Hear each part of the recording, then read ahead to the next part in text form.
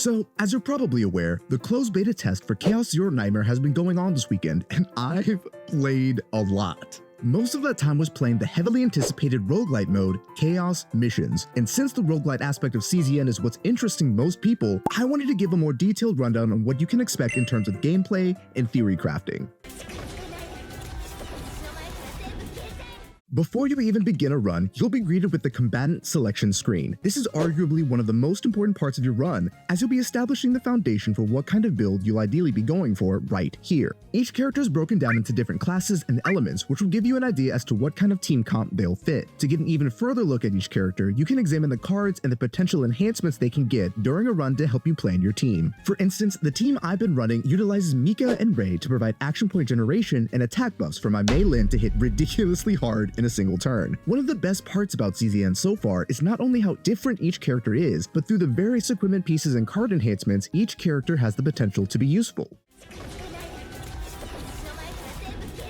Once you've got an idea on a team comp, you'll select your planet and difficulty level. The planets themselves have varying enemy types with set elemental weaknesses for each planet to help you plan your runs accordingly, and the difficulty level will raise the enemy's level, while also raising the cap on the strength of the save data you can receive at the end of a run. Lastly, you'll also have the option to turn on Deep Trauma Mode, which can raise the difficulty even further by causing your units to experience negative effects specific to them that greatly increase the rate that they experience a mental breakdown. The trade-off with the increased difficulty is that a Deep Trauma Mode run can raise your max save data even further, which means you have to ask, are gains worth making anime girls cry? And we'll all probably say yes. To start off each run, you'll select a Fate effect, which can range from letting you start out with some equipment pieces to disabling critical attacks in exchange for more break damage. After that, you'll be met with the stage selection screen. Here, you'll be able to see your options for not just the next stage, but also your options for every stage until the final boss. For those really trying to min-max your runs, this lets you plan out every elite boss and rest stop to get the most out of your RNG. For a quick summary on what the different stages are, you've got your generic battle stages, random event stages, elite boss stages, rest stop stages, tactical relay stages, and your boss stage. So where does the power come from in your runs? Well, as you continue to battle random enemies, occasionally a card you draw will light up. This indicates that the character whom the card belongs to is about to have an epiphany. By using that card, that character will either unlock a new card to use for the rest of the run, or unlock an enhancement for the card being used from a predetermined list. On rare occasions, characters will have a divine epiphany, where one of the enhancement options will have a different, more rare effect. As such, one of your goals throughout your run is to enter battles to try and unlock epiphanies that enhance and unlock cards that play into the strengths of your team comps. For instance, for my team, I specifically am looking for Mika's cards that generate more action points, Ray's cards that buff the damage on my abilities, and then Mei Lin's cards and enhancements that deal more damage. Another way you can build power on a run is by finding equipment either through the random event stages or by defeating elite bosses. In both scenarios, you have a chance to find equipment ranging from rare to legendary that provides stats and effects that synergize with your units, and in rare scenarios, unique cards pertaining to the elite boss you defeated. Lastly, there's the roaming shop that can appear at rest stops, indicated with this icon. Here, you can spend the currency you unlock throughout the run on neutral cards, equipment pieces, or even removing cards from your deck to narrow down what kinds of cards you can draw on any given turn. As you progress through your run, you'll also likely notice that your units are slowly accumulating stress, indicated by the bar that you can see here. If that fills, your units will enter the mental breakdown state, which will both reduce your total max HP and also cause all of that unit's cards to become mental breakdown cards.